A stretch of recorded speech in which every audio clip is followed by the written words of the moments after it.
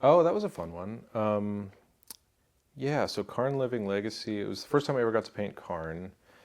Um, and there's been a lot of different Karn art done. And at that point, I felt like there wasn't really one that was done in sort of a sunset setting, which for a man made of metal is interesting because there's so much reflection going on. You're basically painting a mirror that's warped in all these shapes to make it shaped like a man. So you're reflecting the sunset in all these distorted ways. So it was quite challenging, but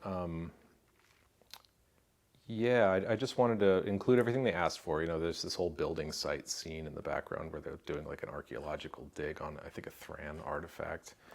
But oh, another funny thing about that one is they had me digitally change his helpers from humans to automatons between painting and publishing. So I went back in and I changed them all digitally, and I didn't change them on the original. So when I sold the original, I presented both and showed like, okay, this is what you've seen printed. This is what it actually looked like.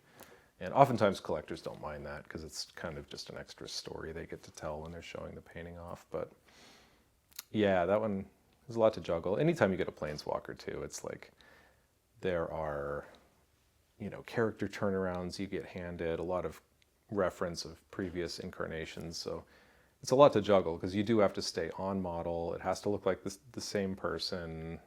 You know, when with the human characters, it's very much like this person's face looks like this. You can't make them look like somebody else unless you have like a really stylized look to your art. But yeah, it's funny. The Planeswalkers, it's always exciting when you get one, but it's also like doing one and a half other assignments because there's so much other stuff that comes along with it.